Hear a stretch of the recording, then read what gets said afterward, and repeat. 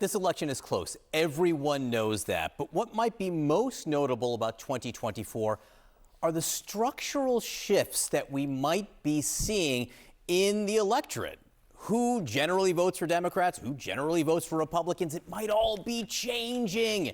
Here to explain what we are seeing, CNN senior data reporter Harry Enten. Look, we've been talking about black voters the last few days and some shifts there, but there are significant shifts that benefit Vice President Harris when it comes to women. Yeah, I think that's exactly right. So, if you look at, is Harris doing better than Biden in 2020? White men, she's not. Women of color, she's not. Men of color, she's not. But among white women, in fact, she is. In fact, it's to a historic degree. So let's take a look here. The GOP's margin among white women, look, Romney won him by 9, all right?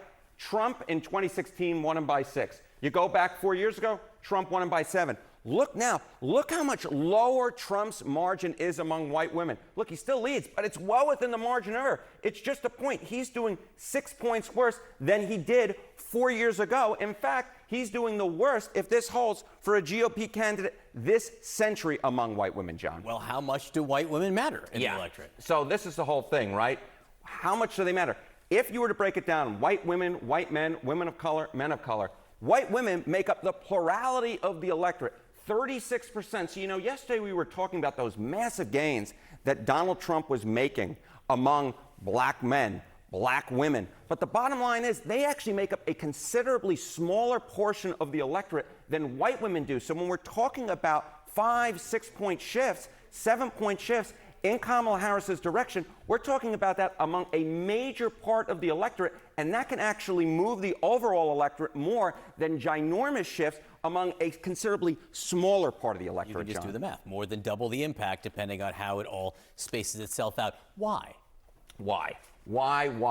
I think that this gets at a pretty good reason why. All right, abortion is the top voting issue. We're going to look at Michigan, Pennsylvania, Wisconsin, on average, where 80% or north of the voters are white. Look at this. The percentage of women who say that abortion is the top voting issue come November, 27%. Look at this gender gap. Among men in those states, it's just 7%.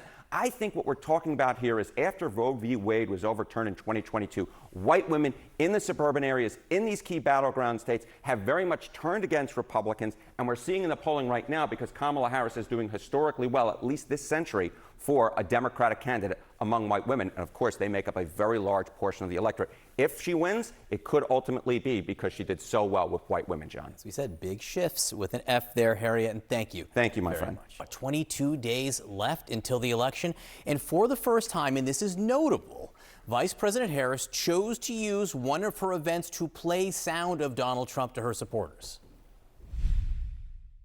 I will show you one example of Donald Trump's worldview and intentions. Please roll the clip. The worst people are the enemies from within. So you heard his words. You heard his words coming from him. All right, she went on to call him unstable and unhinged. With us now, former Republican strategist Lee Carter and Democratic strategist and CNN political commentator Maria Cardona. And one of the reasons I say it's so important to listen to what they say is there's limited real estate between now and Election Day. 22 days left. You only have so much time. So what you choose to do and say is so important. So Maria, choosing to focus on this, the enemy within, calling Trump unhinged, rather than what we were hearing around the convention just after that message of joy. So why this? Why now? Well, because I think that she has to remind the American people just how much of an existential threat Donald Trump is to the future of this country, in his own words. You just did a report with Brian Stelter, who was talking about how General Milley, who worked for him, who worked alongside Trump, and so many others who have worked alongside Trump at his side in the White House, in the national security realm, have also come out to endorse Vice President Harris and have underscored just how dangerous Donald Trump is. I think so many voters have heard so much noise about this that they perhaps don't take it seriously, that they perhaps don't think that, that would actually be the case if he gets near the Oval Office. So I do think it's important for her to underscore that in his own words, what he would do, and that we have to take him seriously. But it also does not take her away from her additional message of what she's going to do for the American people and how she's going to be the president for all Americans, and how she's going to bring everyone together. She always talks about how she believes there is more that unites us than divides us. So I don't think it's an either or, it's a this and that message for her in these closing days of the election, John. Well, to that point, Lee, am I wrong? Is it not a choice? And if it is a choice, is she making the right one? I don't think it's the right choice. In fact, I think it's a very, very poor choice on her part. Now, I understand that what he said, taken in the context and the way it is outrageous, right? But I think people are sort of have already weighed that into their vote. People have said, it's, you know, he says these outrageous things. When he was president, he didn't actually do anything that scared me. In fact, I felt better under him. And those people who are going to vote for him are going to vote for him anyway. And those people who are being outraged by it are outraged already. And so it doesn't do anything. When you talk to undecided voters, the issue that they have right now is, what is Kamala Harris going to do different in her presidency than she's done for the last 4 years? It's not about how unhinged Donald Trump is. And the most effective criticism that she's had so far with undecided voters is not saying that he's a threat to democracy. It's saying that he is a small man with big consequences. It's also been the weird comments. You can always tell who's winning by who's reacting. By reacting to Donald Trump, it actually puts the focus on Donald Trump, not on her. And I think that her other attacks were much, much more effective, and this is a waste of her time. I will say, and I do want to move on, that Tim Walz had an interesting take on that, which is he told a crowd, I think it was in Wisconsin, that Donald Trump is talking about you. He said that to the crowd. Donald Trump is talking about you, which is slightly different, right? It's putting it, you know, it's making people think that it has a direct relationship to them.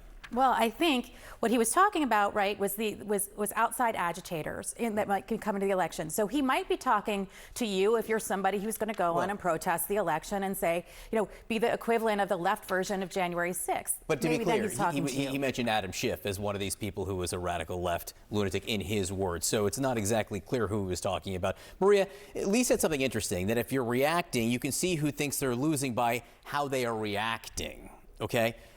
Donald Trump has reacted a lot over the last 48 hours to Vice President Harris calling on him to release his medical records, questioning his fitness. He put out a tweet 2 days ago overnight. He mentioned it on stage, and then tonight, or over the last few hours, he put out this tweet, and I want to try to read it if I can. It uses words that are a little hard for me to pronounce. He's talking about Vice President Harris's medical record. According to her doctor's report, she suffers from urticaria, defined as a rash of round red welts on the skin that itch intensely, sometimes with dangerous swelling. She also has allergic rhinitis and allergic conjunctivitis, a very messy and dangerous situation. These are deeply serious conditions that clearly impact her functioning.